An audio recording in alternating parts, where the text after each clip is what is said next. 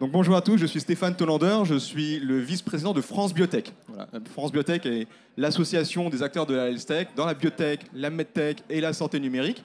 On a aujourd'hui près de 700 membres entreprises chez nous, dont 250 maintenant impliqués dans les sujets du numérique en santé. Et j'ai avec moi aujourd'hui Aymeric Lemaire, CEO d'Arcane. Bonjour. Yann-Maël Ledouarin, chef du département santé et transformation numérique de la DGOS. Et Samantha Pallou, directrice des développements et partenariats du groupe Elsan. Ce que je vais vous demander rapidement quand même, c'est peut-être de simplement présenter vos structures pour qu'on puisse apprendre à vous connaître un petit peu mieux. Commençons par Samantha. Bonjour à tous, ravi d'être avec vous ici dans cette bulle French Care. Elsan, on est un acteur de l'hospitalisation privée, on est le premier acteur. On a aujourd'hui plus de 200 structures de soins primaire et d'hospitalisation au sens hôpital privé. Et une de nos particularités, c'est qu'on est présent partout en France, dans toutes les régions. Et donc, on est vraiment un acteur de territoire à proximité des Français pour les prendre en charge pour leur maladie. Merci beaucoup. Yann-Maël. Si je ne marche pas sur le fil, bonjour à tous. Alors moi, Yann-Maël Ledouarin, je travaille à la Direction Générale de l'Offre de Soins. Donc pour ceux qui ne connaissent pas, c'est au ministère de la Santé. Il y a 3 directions. Direction de la Sécurité sociale qui gère le financement du système de soins. Direction générale de la santé, vous vous souvenez tous de Jérôme Salomon pendant la crise sanitaire. Donc c'est les plans de santé publique et la crise. Et à la Direction générale de l'offre de soins, on a le pilotage des acteurs de l'offre, donc des médecins, des hôpitaux, des structures, des différents professionnels de santé. Donc on est vraiment sur du pilotage des acteurs de l'offre. Aymeric, qu'est-ce que vous faites chez Arcane ? Oui, et du coup, je suis Aymeric Lemaire, fondateur d'Arcane. Bonjour à toutes et à tous. Du coup, nous, en fait, on fait des solutions d'automatisation des process administratifs et médicaux de l'hôpital et de gestion de leurs données. Alors, je traduis, parce que ça peut paraître pas très clair comme ça. Aujourd'hui, le soin est de plus en plus personnalisé, donc nécessite de plus en plus d'accès à l'information et de production de cette information. Aujourd'hui, à l'hôpital, globalement, cette information, elle est présente dans différents logiciels qui ne parlent pas trop ensemble, voire très très peu. Et du coup, nous, notre solution, elle permet du coup de rassembler ces informations entre elles, de les traduire et de pouvoir ensuite les utiliser pour automatiser et d'améliorer le quotidien des soignants et des soignantes. Merci beaucoup pour ces introductions. Donc, ce matin, on va parler du pouvoir des données de santé. Et moi, quand on m'a, je ne vais pas dire imposé le thème, mais je me suis dit, qu'est-ce qu'on va encore dire sur les données de santé ? On en a beaucoup parlé de la structuration de la donnée pour la recherche, pour aller trouver de nouveaux médicaments, pour trouver de nouveaux algorithmes. Mais finalement, on sait qu'on est aussi confronté à un enjeu du système de santé. On a besoin que ça bouge vite. Et la recherche, parfois, prend un peu de temps. Donc j'aimerais bien ce matin qu'on puisse discuter aussi peut-être des impacts immédiats qu'on peut attendre maintenant de la donnée de santé. Qu'est-ce qu'on fait dans vos différentes structures pour avoir un impact là, maintenant, tout de suite, et en particulier pour nous, pour le soin. Peut-être du coup en préambule sur la donnée de santé. En fait, la donnée de santé, elle est un peu particulière pour plusieurs dimensions. La première, c'est son caractère très confidentiel. Il y a une dimension très forte dès qu'on touche à la donnée de santé. Qui est malade, c'est une information qu'on n'a pas du tout envie de partager. Et donc, il y a toute une dimension éthique qui tourne autour de la donnée de santé, ce qui fait que quand on va la traiter pour le soin ou pour la recherche, on va être dans des cadres de conformité qui vont être très spécifiques pour s'assurer qu'on garde bien cette confidentialité de la donnée. La deuxième spécificité, elle est liée au caractère non structuré en fait, de la donnée. Aujourd'hui, 95% de la donnée de santé sont en fait des comptes rendus médicaux, du texte. Donc vous vous souvenez des ordonnances qu'on avait quand on était jeune, quand on sortait de chez le médecin, où on se disait c'est pas très lisible, on a beaucoup rigolé sur l'écriture des médecins. Et il faut se dire qu'aujourd'hui, certes, c'est dans un format digital, mais le contenu du texte n'a pas vraiment évolué. Et donc, on a énormément d'informations. Mais cette information, c'est du texte rédigé, ce sont des abréviations qui ne veulent pas dire la même chose quand on est en ophtalmologie ou quand on est en cardiologie. Et donc, il faut prendre en compte cette deuxième spécificité, une donnée non structurée et qui probablement ne sera jamais structurée. Donc, une fois qu'on a posé un peu ces deux cadres, la donnée de santé, en fait, on l'utilise depuis toujours. On a toujours vu les médecins qui avaient des dossiers médicaux dans lesquels on allait finalement colliger de la donnée, et c'est votre dossier médical. Et historiquement, cette donnée, elle était vraiment pour un professionnel ou pour un groupe de professionnels qui travaillent dans une situation donnée pour pouvoir faire du partage d'informations. Aujourd'hui, avec la digitalisation des systèmes d'information, notre objectif, c'est d'aller beaucoup plus loin en fait, pour prendre en charge ces patients. Et il y a peut-être 3 grands cas d'usage aujourd'hui sur lesquels on est en train de travailler concrètement. Et puis on parlera peut-être dans un deuxième temps des promesses d'avenir. Un des cas qui est très clairement en train d'émerger, c'est tout ce qui va être de l'aide au diagnostic. Donc, par exemple, dans le domaine de l'imagerie, où les images, par essence, sont déjà structurées, donc on a déjà pu travailler dessus, on va utiliser beaucoup d'algorithmies pour aider au diagnostic. Ça peut être pour aider à détecter, par exemple, certaines maladies, aider à détecter une fracture. Ça peut être aussi pour faire du contourage d'images ou même pour avoir des scores qui vont permettre de poser un diagnostic plus précis. Et ça, en fait, on n'aurait pas pu le faire avant parce qu'il y a une quantité d'informations qui est extrêmement importante. Et là, finalement, l'algorithme va aider à traiter des données massives pour arriver à un même score qui sera le même, quel que soit le médecin, peu importe l'endroit où il va exercer. Donc ça, c'est extrêmement puissant et il faut arriver à les entraîner maladie par maladie. Voilà.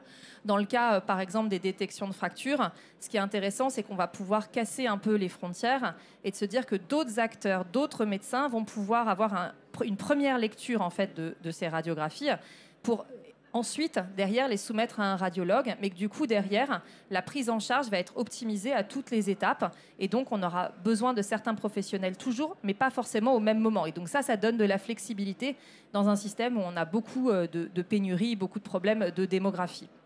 Donc, toute cette partie aide au diagnostic, elle a vraiment un impact au quotidien et c'est déjà une réalité. Et ça va se développer de plus en plus avec aussi l'émergence de scores prédictifs qui permettent de donner des scores de risque et du coup d'avoir des parcours de soins accélérés pour certains patients qui ont des scores de risque qui sont plus élevés et qui donc ont besoin d'une prise en charge rapide. Le deuxième grand cas d'usage sur lequel on est aujourd'hui en train de travailler, c'est vraiment sur la dimension médicale.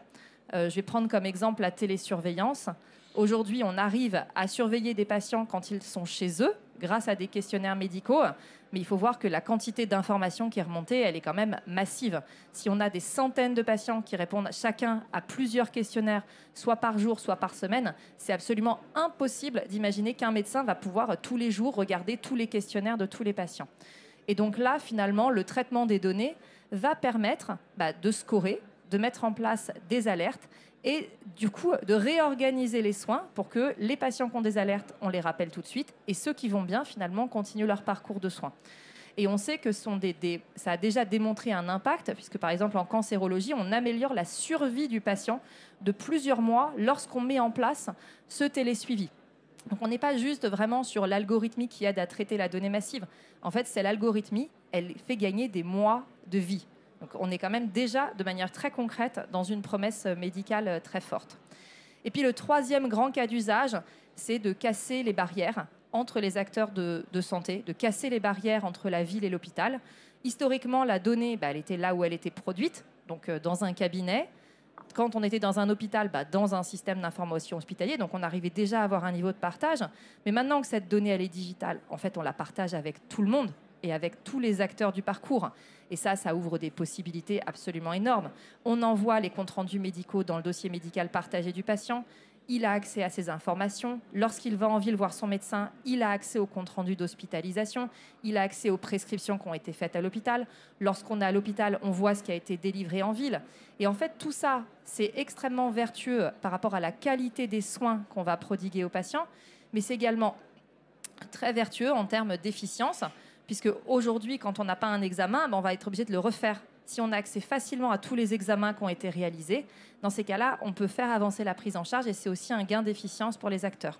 Donc voilà aujourd'hui concrètement le pouvoir de la donnée et comment on est en train de transformer en fait, les prises en charge pour plus de bénéfices médicaux, pour plus d'efficience pour le système. Simplement, pour continuer sur vos cas d'usage, quels sont les freins finalement à l'utilisation de ces données? Parce que l'utilisation de la donnée, ce n'est pas quelque chose de nouveau. On l'a vu dans le marketing, on l'a vu dans la finance. Pourquoi est-ce qu'on a l'impression qu'en santé, ça ne va pas aussi vite qu'on le voudrait? Alors, vraiment, mon préambule cadrait un peu la difficulté qu'on a pour manipuler ces données. Ce sont des données confidentielles avec des enjeux éthiques extrêmement importants. Et on est sur de la donnée qui est non structurée. Donc en fait, il y avait déjà tout un enjeu sur le réglementaire, ce qu'on a le droit de faire, ce qu'on n'a pas le droit de faire. Donc ça, par exemple, la CNIL a beaucoup travaillé sur le sujet et œuvré pour remettre ça en place. Le RGPD a aussi finalement beaucoup aidé à structurer qui avait le droit d'accéder à quelle information, dans quelle finalité. Donc ça a été peut-être une contrainte au départ, mais au final, ça va quand même libérer les usages derrière. Le deuxième, le caractère non structuré, on en a parlé. Et puis derrière, pour qu'on puisse partager ces données, il faut des systèmes d'information qui soient puissants pour faire tourner des algorithmes. Il faut des systèmes d'interopérabilité qui soient en place entre les acteurs. Donc tout ça, aujourd'hui, ce sont des choses qui sont assez difficiles à mettre en place et sur lesquelles on œuvre au quotidien.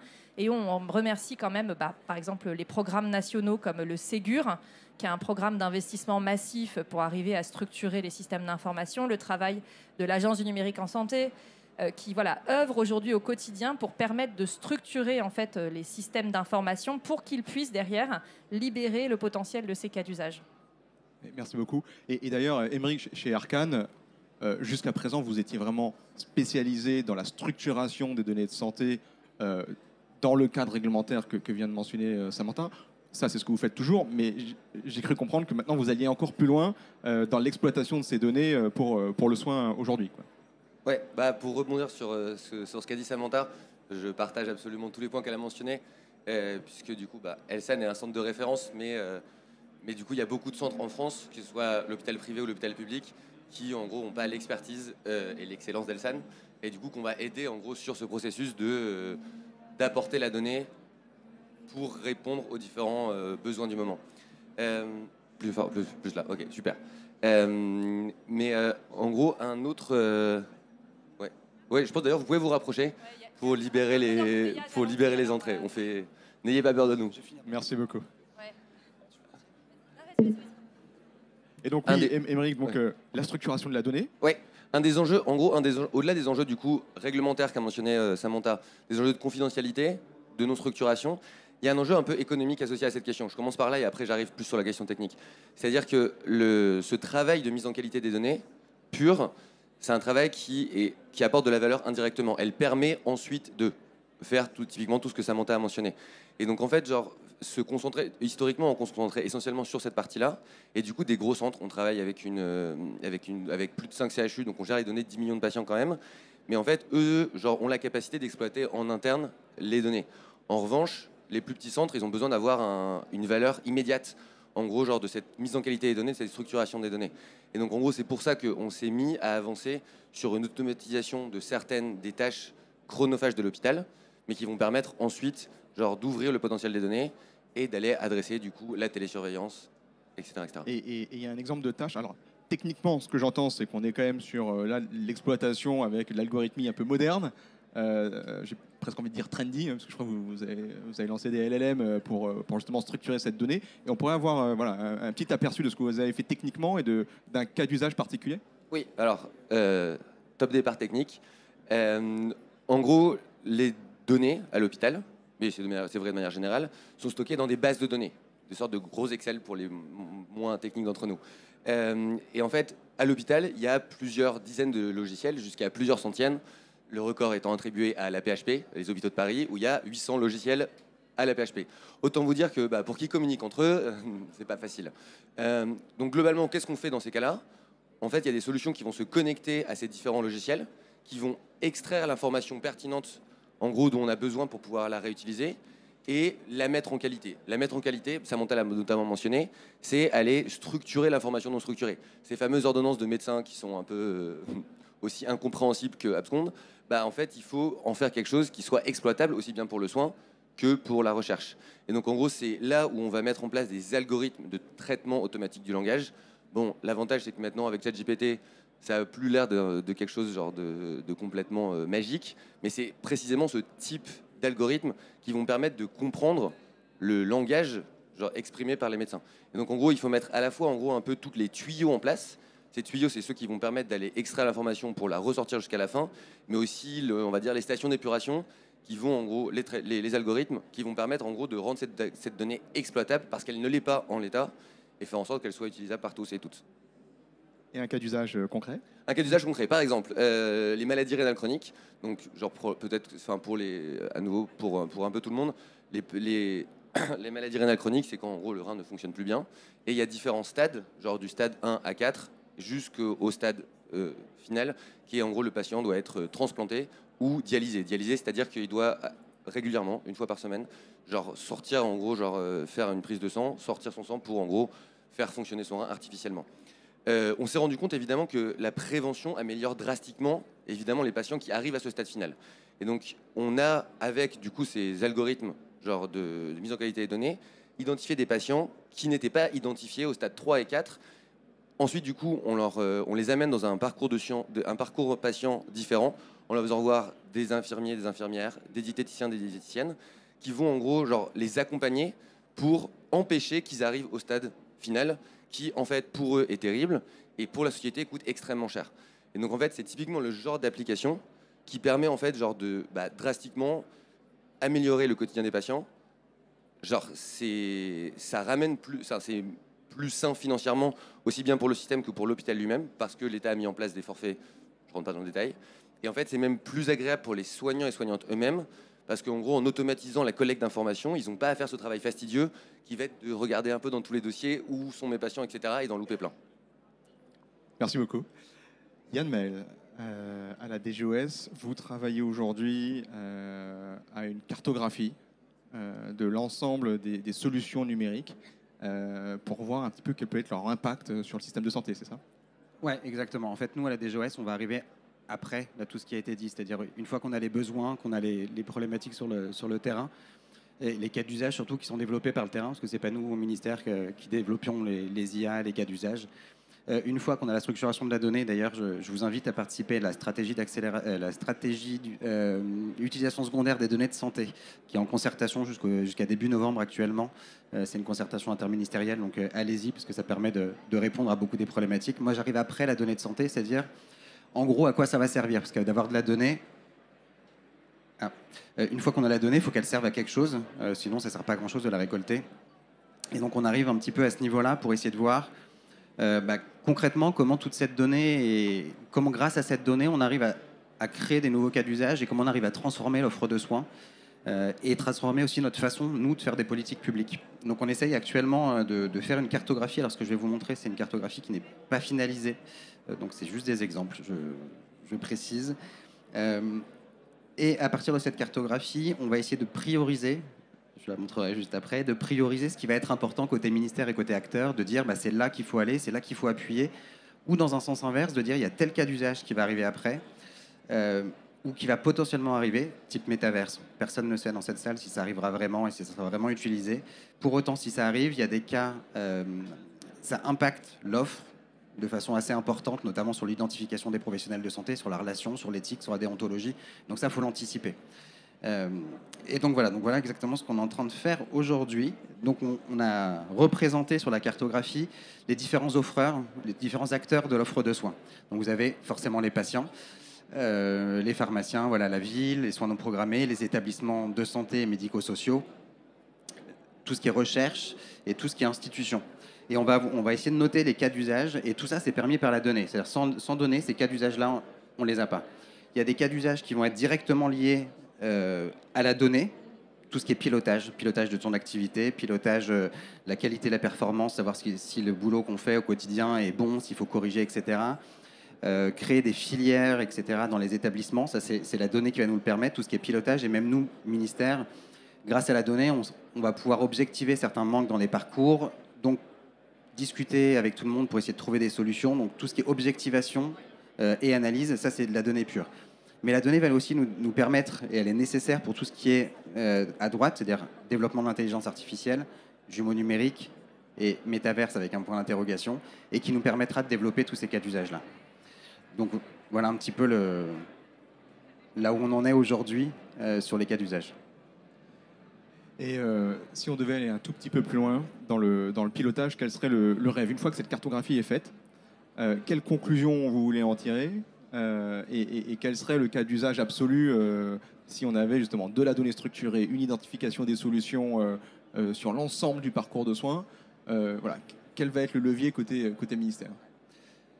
Alors, une fois qu'on a réalisé cette cartographie avec les acteurs, le but, ça va être de dégager quelques axes de travail et de dire, aujourd'hui, c'est absolument ça sur lequel il faut appuyer avec la délégation du numérique en santé et l'agence de l'innovation en santé, c'est de regarder voilà, tout ce qu'il fait sur les stratégies d'accélération, ce qu'on finance, comment nous, on peut lever certains freins réglementaires ou de formation, etc., pour permettre d'avoir le plein potentiel de ces cas d'usage qu'on aura sélectionnés.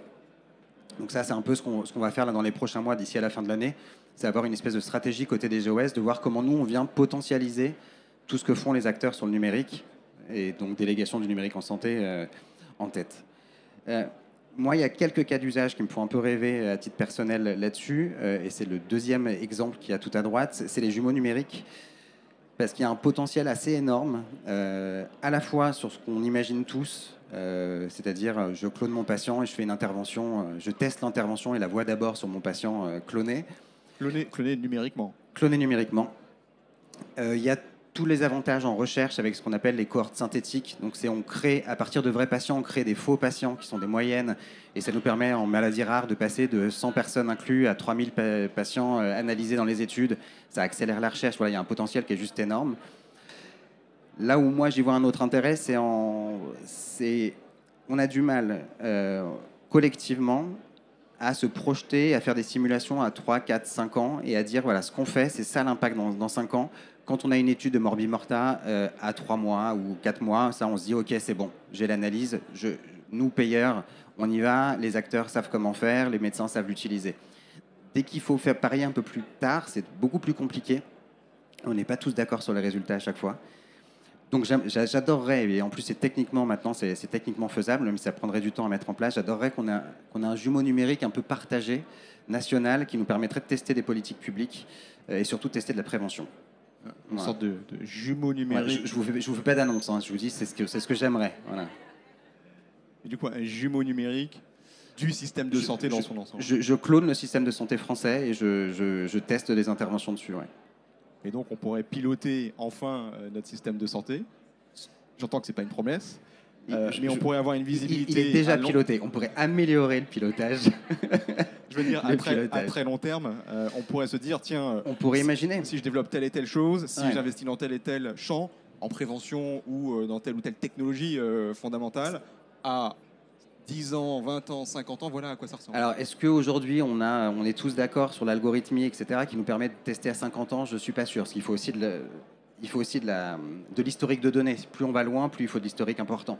Donc, voilà, au moins, en tout cas, à moyen terme, 3-5 ans, je pense que c'est faisable. Il y a déjà des choses, c'est l'INRIA qui fait beaucoup de choses. Bon, il y a beaucoup d'acteurs qui bossent sur les jumeaux numériques, mais l'INRIA a fait un début de cartographie comme ça sur la région parisienne en épidémiologie. Ils ont cloné la région parisienne, rue par rue. Ils ont toutes les données de transport, ils savent à quelle heure les gens sortent des transports, les différences de transfert de population, etc. Et ils sont capables, dans ce jumeau numérique, de mettre un virus à un endroit avec des caractéristiques de R, etc. et de voir comment le virus se déploie parce qu'on a les caractéristiques de la population et de ses transports, et à quel moment le service de soins va commencer à être impacté. Voilà. Donc, en fait, la technologie est déjà là. C'est pas un truc qui est opérationnel demain, mais la technologie est là, et c'est des choses qu'on pourrait imaginer à terme. Top. Merci beaucoup pour cette perspective en tout cas, enthousiasmante pour tous ceux qui développent des solutions comme nous, parce qu'effectivement, on a besoin que la puissance publique sache où elle va sur le moyen et long terme, et qu'on puisse avoir le même langage, en tout cas, et objectiver tout ça quantitativement. Il nous reste 9 minutes. Je propose qu'on ait quand même quelques mots aussi de Samantha et Aymeric en termes de perspective, du rêve de leur côté, et après qu'on se garde 5 minutes de questions pour la salle. Samantha, qu'est-ce qui vous ferait rêver chez Elsan en termes d'utilisation des données à terme? En fait, pour moi, il y a deux très grandes perspectives dans ces usages de données de santé. Le premier, c'est d'arriver un peu à craquer la donnée non structurée pour arriver à en tirer le plein potentiel. Aujourd'hui, on en parle, c'est des technologies, mais en fait, c'est un travail de titan. Voilà, il faut quand même se le dire. Donc, on est au début de cette histoire, on a tous envie d'avancer, mais ce sera vraiment un élément de changement qui va nous permettre d'aller vraiment beaucoup plus loin et beaucoup plus vite, parce que ça permettra de mettre en qualité les données très rapidement, là où aujourd'hui, c'est quand même beaucoup de travail et c'est quand même encore des coûts qui sont très importants. Le deuxième élément, c'est qu'en fait, tous ces usages numériques, ils vont demain générer de la donnée numérique. Et en fait, ça, c'est très vertueux, parce qu'aujourd'hui, on a beaucoup de données non structurées, Mais après-demain, on aura beaucoup plus de données structurées. Et donc cette donnée structurée, la même, va pouvoir permettre d'améliorer les soins, va pouvoir permettre d'améliorer le pilotage et la qualité, et va pouvoir permettre d'améliorer la recherche. Et quand on pense aujourd'hui à ces cas d'usage-là et à la génération de ces données numériques, tous les acteurs ont en tête que la même donnée doit répondre à ces 3 cas d'usage. Et ça, c'est aussi un changement de paradigme, parce qu'aujourd'hui, chaque acteur avait ses cas d'usage et ses propres données, parce qu'on n'avait pas trop le choix. Mais demain, la même donnée générée par... il n'y a plus la carte. Générée par tous ces cas d'usage, elle aura plusieurs utilités et elle est conçue par les acteurs du soin pour avoir toutes ces utilités. Donc ce que j'entends, c'est les dispositifs médicaux numériques, créer de la donnée. Cette donnée, finalement, entre dans un cercle vertueux qui permet de créer de la nouvelle donnée pour piloter l'ensemble du système et de l'établissement chez vous. Oui, et pas que le dispositif médical, en fait. Aujourd'hui, quand on met en place du suivi des patients, quand on va aujourd'hui faire des analyses de génomique ou de génétique très poussées, en fait, on conçoit dès le départ que la donnée qu'on doit produire doit pouvoir faire le soin, mais doit pouvoir aussi faire des stratégies médicales demain et doit aussi pouvoir faire de la recherche. Donc en fait, dans la conception des parcours et de la conception de l'offre de soins, on intègre aujourd'hui ce besoin de réutiliser la donnée demain pour aller encore plus loin dans les cas d'usage. Je voyais qu'Yann Mel voulait peut-être rebondir. Non, c'est juste pour sur la question de la donnée. Je crois que c'est le doublement de la quantité de données de santé. Ça double tous les 73 jours à date et ça va encore accélérer avec tout ce qu'on s'est dit là. En fait, plus le numérique se déploie, plus le numérique produit de la santé, plus on produit de la donnée, plus on déploie du numérique. Donc là, on a 73 jours de doublement des données de santé dans le monde, ce qui est énorme et ça va encore accélérer, quoi. Ouais, il va falloir beaucoup de cloud pour ça. Beaucoup de cloud et beaucoup d'ingénieurs capables de traiter des gros volumes de données. Émeric, de cloud et de gros tuyaux. Mais du coup, je suis d'accord avec vous, bien évidemment. Mais en gros, je pense que pour aller un peu plus loin, c'est-à-dire que le métavers, c'est vraiment le futur. Peut-être ce ne sera pas le futur du tout, mais ce sera peut-être le futur. Les jumeaux numériques aussi. Ce que je veux dire, mais il y a en fait un peu plus fort encore. C'est que globalement, on est assez mauvais en tant qu'humanité pour prédire qu'est-ce qui va être le truc de demain. On n'a pas vu ChatGPT débarquer, la blockchain, on n'avait pas trop vu débarquer non plus. Et en fait, ce qui est important, c'est de se dire, par contre, ce qui est assez clair, c'est que ça va devenir numérique. Et en fait, il faut qu'on pose les bases. Et il faut vraiment que, en gros, tout soit fluide pour accueillir les avancées de demain. Est-ce que on le voit, on est le lendemain de la remise des prix du Nobel, c'est 2 personnes de Google qui l'ont gagné. Bon, on sait, et c'est les premiers. Il y en aura probablement d'autres comme ça. Mais pour que ce truc-là puisse passer à l'échelle, parce que les travaux en gros des chercheurs de Google, c'est en gros sur du labo. Maintenant, comment on fait pour l'appliquer du coup dans la vie de tout le monde?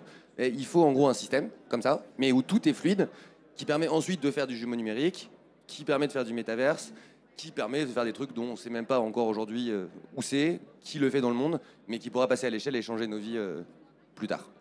Voilà. Merci beaucoup. On a 5 minutes pour des questions dans, je viens de dire la salle, la bulle. Levez la main, je vous donne le micro. Je vous donne le mien.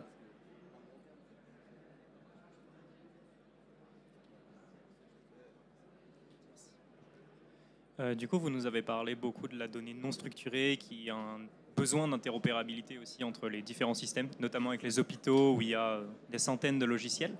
On peut aussi parler du fait qu'il y ait de la multimodalité, surtout en imagerie, où on a honnêtement des dizaines de types de fichiers et c'est très très compliqué. Mais du coup, cette donnée, qu'est-ce que vous pensez, vous, d'une pré-analyse qui ne serait pas forcément médicale, mais en prévention justement de toutes ces données structurées et qui serait une étape intermédiaire pour soulager également, comme vous avez dit, tous les médecins qui, des fois, en campagne ou dans les petits hôpitaux sont clairement débordés et on peut avoir 6 mois d'attente pour aller chez un dentiste ou pour aller chez un médecin spécialisé pour tel ou tel type d'opération. Alors, vous avez raison de souligner que tout le domaine de l'imagerie et du multimodal, en fait, il est quand même déjà assez structuré par essence et qu'on a vraiment besoin d'outils pour analyser toutes ces données massives. Et la question que finalement vous posez derrière, il y a les outils, mais il y a surtout le parcours de soins et toute la logique de prévention primaire, secondaire, tertiaire, qui est un peu le sujet quand même du moment, hein. L'Agence de l'innovation en santé s'est emparée de ce sujet-là, a lancé un gros appel à projet pour voir des innovations sortir. Il y a la capacité techno, mais pour moi, le vrai point derrière, c'est surtout l'organisation des hommes avec ces nouvelles technologies. Et je pense que c'est là où on doit vraiment travailler sur qui voit quel patient à quel moment avec quelles données pour avoir le bon patient au bon moment. Et je pense que ça, c'est un de nos défis collectifs pour demain. Ouais, peut-être pour compléter, du coup, sur cet accès aux données, il y a ces contraintes, en gros, genre, je pense que genre, ce que dit Samantha est vrai, et encore plus, du coup, à l'aune de, on manque de médecins actuellement, on va avoir des petites années un peu sportives, au fur et à mesure qu'on est tous de plus en plus vieux, et qu'on a un petit trou de médecins dû au numerus clausus. Donc il faut prendre tout ce qu'on a à notre disposition pour améliorer, en gros, l'efficacité du système, qui voir à quel moment, et aussi en gros genre potentiellement aller imposer une fluidité plus grande en gros de l'information, parce que c'est ça qui va permettre ensuite du coup d'aller répondre à ce problème, qui voir quand, à quel moment. On a le temps pour une toute dernière question. Que penser des déserts médicaux quand justement en fait c'est compliqué d'avoir une consultation, de faire la prévention quand il y a justement pas l'informatique pour nous aider pour tout ce suivi justement des patients.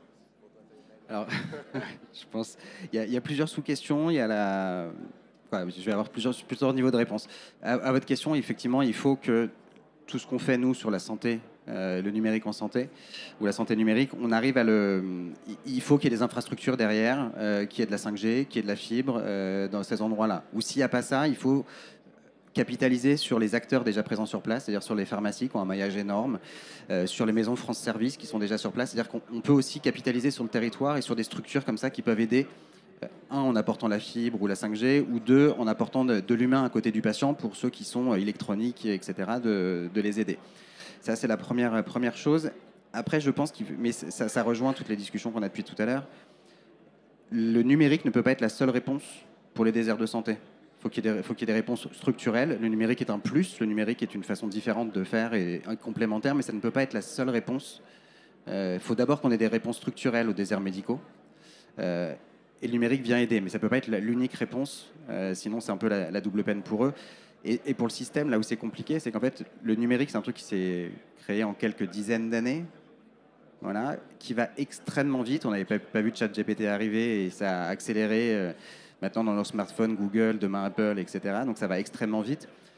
Et il faut que le système puisse capitaliser sur le numérique, mais il ne faut pas que le numérique vienne remettre en cause un système qui a mis des centaines d'années en termes d'histoire médicale et qui date de moins longtemps, mais ce système de santé en France qui a un espèce d'équilibre. Alors qu'il faut optimiser en ce moment, on est complètement d'accord, mais en tout cas qu'il y a un équilibre.